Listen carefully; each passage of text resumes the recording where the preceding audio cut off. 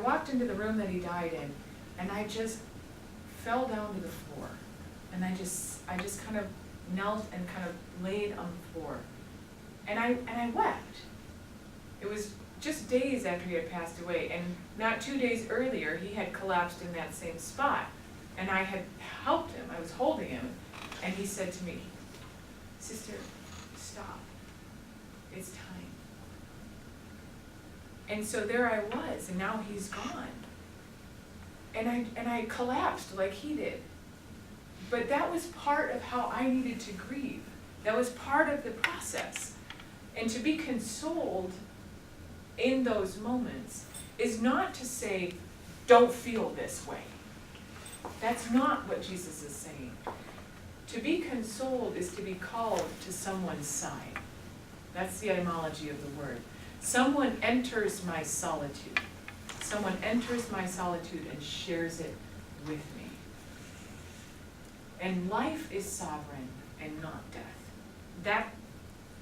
That experience of having someone call me to his side in the midst of my grief is God saying, I am calling you out of death.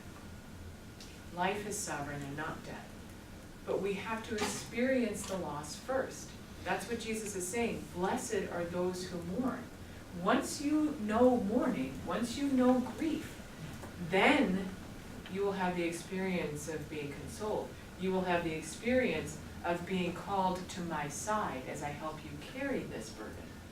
Because you are not alone, and life is sovereign and not death. But you have to experience the grief first, the loss. Otherwise, this being called to my side doesn't mean anything. So there are other ways that we experience loss besides death. But grief and mourning are especially associated with death. And so in this beatitude, he's saying, yes, you will experience death, but it's not the end. But you do have to go through it. You're not alone. Okay. So, okay, we'll do another one.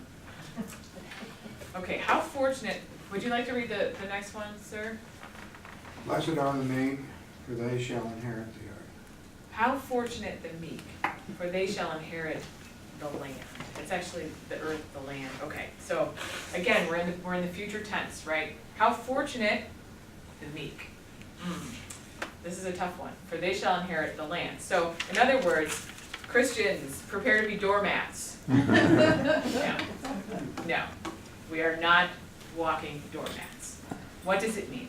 Meekness. Meekness. And remember, this is a virtue that Jesus ascribed to himself in a very particular way. Also in Matthew's gospel, I am meek and humble of heart. Learn from me. Okay? So the meek have an ever vigilant openness and a disposition of goodwill that is ready to encounter a situation and build it up. That's not usually how we think of meekness, so let me repeat it. An ever vigilant openness. Openness. Disposition of goodwill. And that makes a little more sense, doesn't it? Because the meek are able to receive the anger of others and the mistreatment of others, and they don't respond in kind. Right? That's why we say that Jesus is the most meek, and so was Moses once he got his act together. So ever vigilant openness and disposition of goodwill. So no matter what the situation is, I'm not reacting, I'm responding. I'm making a choice about that response. It is a disposition of goodwill. I'm ready to encounter the situation and respond using my intellect and my will and build it up, making a new creation, a recreation of the situation. Okay. This, of course, meekness requires courage, a tremendous amount of courage. We usually think of meekness and associate it with cowardice. Like I said, Christian doormats. But it's the exact opposite of cowardice, because you can't be meek unless you are courageous, really courageous. Because you take what's negative and you return something positive. You receive negativity, you receive mistreatment, and you don't let that determine who you are and how you act. It takes a great deal of courage to do that. It's a way that we become participators in the goodness, the mercy, and the power of God. And through meekness, we bestow God's goodness on the world. And we have the freedom to do this. How is it that we can act in this way? How fortunate the meek. How is it that we do this? We have freedom to act in this way that comes from the knowledge of God's love for us. The true faith, a deep and abiding faith in God's love for us. There's no other way that you can make this transition into meekness unless you believe that you are loved by someone who's so powerful. No matter how the person in front of me is treating me, I'm worried about what he thinks. Am I representing him? Am I bringing his reality into the situation and not reacting in the way that I maybe want to the person who just mistreated me? And this happens on large scales and on small scales. It happens in the day-to-day interactions just as much as it happens in a big way. And I think it's more important to see it in those day-to-day interactions. How am I being meek in those interactions? And like I said, it's not about backing down. It's about receiving and responding rather than reacting. So, for example, you're walking down the hallway in your home, your grandson or your grandchild or your daughter, whatever, walks by you and doesn't greet you. Maybe you haven't seen them. It's the first encounter of the day. And they, you know how teenagers are. Well, hi, how are you? So nice to see you. You know, that makes me crazy, pet peeve of mine. So, all right, how do I respond to that? How do I respond to that? Am I kind? Or am I like, hey, you want to say hello? How about using that mouth, huh? That's how I know that you're intelligent. So you can say that, or you can say, good morning, good to see you. How did you sleep? And it's not about patronizing the other. It's really not. It's not about making them wrong. Because a lot of times we can do that in a self-righteous way and make the other person wrong, even by the tone of voice. Somebody knows. and that's not the point. That's not the point. The point is, am I able to receive the person where he or she is and not respond in kind, okay?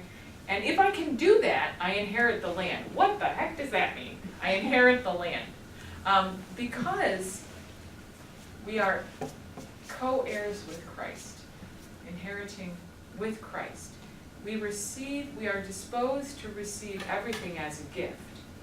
We're disposed to receive everything as a gift, just like Christ did. The land is truly the Trinitarian homeland where we're going. Remember, we are forward-looking. We are moving towards the goal. We are focused on the end. So I will inherit the Trinitarian homeland. I'm not going to necessarily receive the reward here. And there are plenty and plenty and plenty of stories of saints that were sanctified in their familial lives by bad families. Saint Rita, for example, my goodness. Her husband was terrible, terrible. And she sanctified her family through her meekness. Read the story. Give you chills. Okay, we got time to do another. Sister, Yes, sir? the Greek word that we translated into meek, does it have any other translations as well? Because meek doesn't seem to be exactly what you're saying. It seems like there's another word that would fit Well, what better does than meekness do? Meekman means withdrawing like a whatever, like a doormat, like you said. Yes. No, that's not. Yeah, I know that's what you said. But is there another possible translation other than meek, directly from the Greek? That's right, I'm sorry. Not really. I mean, what you said made a lot of sense. Yeah. Well, I'm glad. Can you say another word again, if you like? Okay. She's being neat too. I think that's how you spell it. So you could say meek, you could say gentle, you could say considerate. I like those. Okay. If it's my thought pattern. Right. But the point is, what does meekness do? Meekness, as a virtue, regulates anger. Okay? Meekness as a virtue regulates anger. So I'm going to get angry about things. When I perceive an injustice, anger is a response to an injustice, either of my own or from someone else. You know, someone else that I know gets hurt, so I get angry. And a lot of times we get more hurt, we get more angry about people that we love that get hurt. So meekness regulates anger, and it allows me to say, how appropriate is it to get angry in the situation, and to what degree? That's what meekness does as a virtue. So when he says, blessed are the meek, he's saying, okay, how do you respond to these situations? How fortunate are you if you are truly meek? When you know how to get angry in the right way and to the right degree. It doesn't mean that you don't get angry sometimes, because sometimes we need anger. It's a good thing. It can fire the reason to respond in a situation where we need a response. Overturn those money. Yeah, overturn those money tables, exactly. The Lord got angry, right? But he also says, I am meek and humble of heart. So, you've got to have both. It's a well-reasoned anger, righteous anger. Meekness allows for righteous anger, okay? So, yeah, it's not cowardice, and it's not cowering, it's not, that's not meekness. Yeah, my problem is my definition of the Yeah. word meek. Yeah, so humble, considerate, even humble is, I don't know if I would even use that word, but. I like that, I like that one better. Gentle. It just fits my lexicon better. Okay, You need to all be right. meek. Let's do one more. Let's do number 4. Unless you guys Sister, have we actually this. started late, so you got more time than you think. Okay. You get 10 minutes at least. 10 minutes, okay, At that's least. okay, we can do We're not one ready to, more. I don't think anybody wants to leave, so. Okay, so how fortunate, number 4, how fortunate those who hunger and thirst for justice, for they shall be sated. How fortunate those who hunger and thirst for justice, for they shall be sated. All right, so justice. Running out of space over here.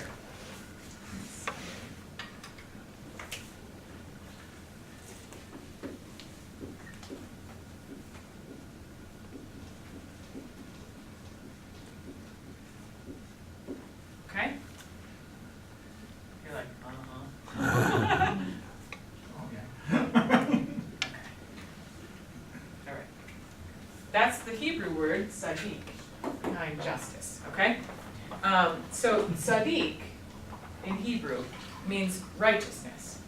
When they talk about the righteous man, they're talking about the upright man, the one who walks straight, it's sadiq. That word is the background for ten diakosune. Diakosune is justice in Greek. So the man who lives according to the mind of God is the man who is upright, the man who is just. He has concord, he has harmony. God's mind and his mind are on the same path, okay? We're walking the same path together. Tein dikaiosune.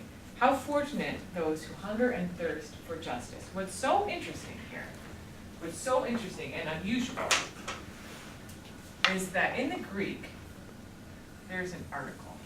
That's a definite article in Greek. So it actually says, how fortunate those who hunger and thirst for the justice. The. That's unusual. So what does that mean? What justice are they referring to? I think the one and only justice that is the fulfillment of God's will. The man who is sadiq understands that. The fulfillment of God's will bring us justice. So what does that mean? I refuse to be satisfied by anything less than God. And when you think about it, even the phrasing of this beatitude kind of tends in that direction. How fortunate those who hunger and thirst for justice. He uses bodily terms to describe a virtue. How is it that you hunger and thirst for justice? Refusing to be satisfied by anything other than justice. And we all know the experience of being hungry and thirsty. So he brings the desire for God's justice literally into the body. The way you feel when you're hungry and thirsty, that's how you need to feel about the righteousness of God. That's how much you want it. Does that make sense? Mm-hmm. Okay?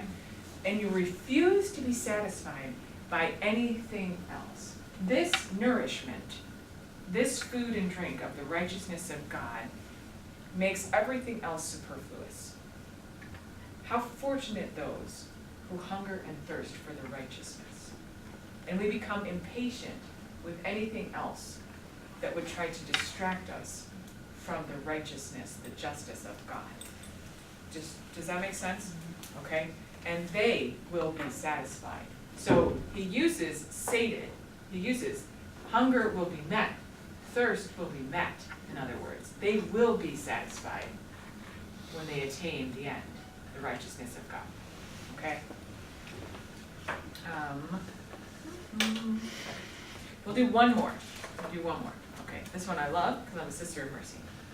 How fortunate the merciful, they shall be shown mercy.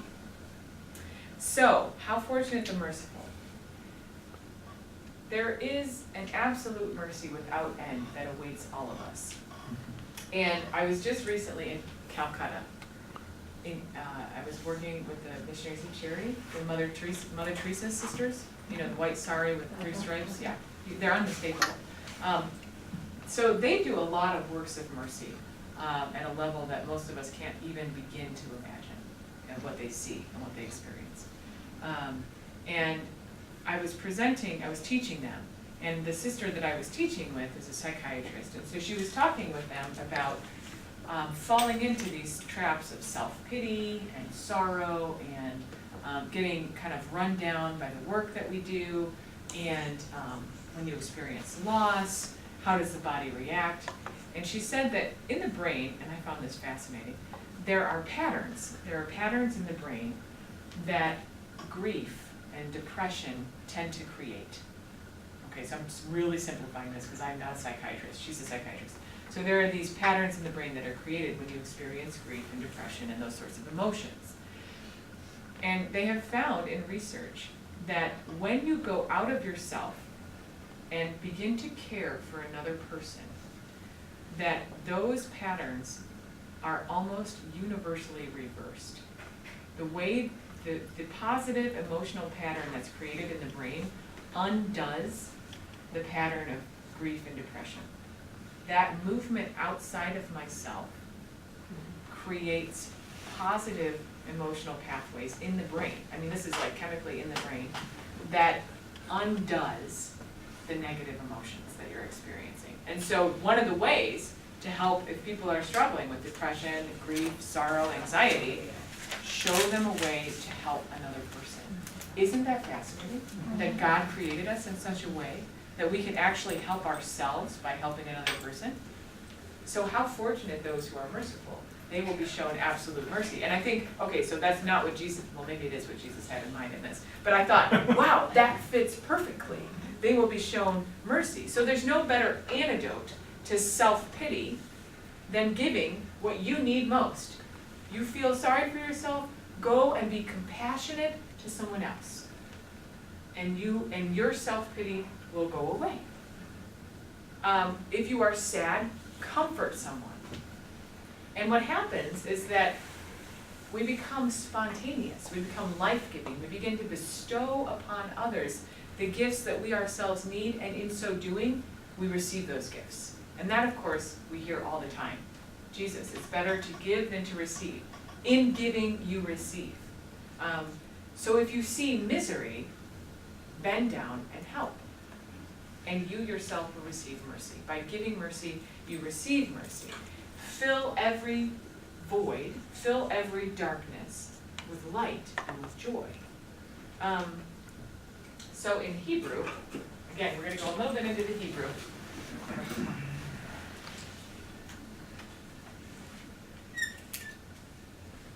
That's the word for the inner guts of a person, especially a woman, and it refers usually to the womb, rachamim. And it's also the word, one of the words in Hebrew for mercy, and it's this compassionate, life-giving mercy. So the connection there is, as you bestow mercy on other people, you actually participate in this life-giving process of maternity and paternity. And it's God's paternity that we are bestowing. It's His gift of life that we are bestowing when we become merciful. So how fortunate are the merciful? Because they will be shown mercy. They will receive mercy. And we become an extension of His paternal activity, God's paternal activity. And we fill that void with light and joy. Fill the void that we encounter with light and joy. our sisters, as you, like I said, we're Sisters of Mercy, and we wear this cross, which was designed by our foundress, Venerable Catherine McCauley. And she designed it, it's very interesting. The black represents the misery of mankind, and the white represents the mercy of God. And the Sister of Mercy is meant to be the point where the two meet, the convergence point of the misery of mankind and the mercy of God.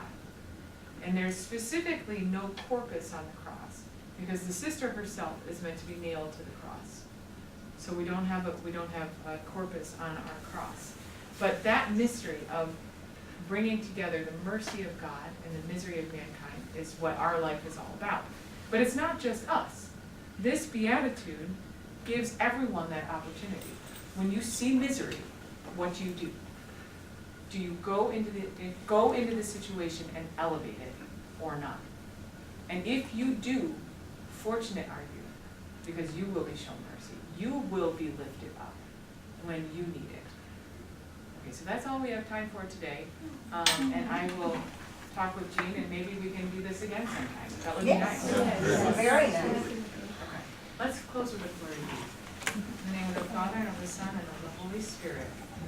Glory be to the Father, and and to to the the Son, Son, and to the Holy Spirit, as it was in the beginning, is now, and ever shall be, world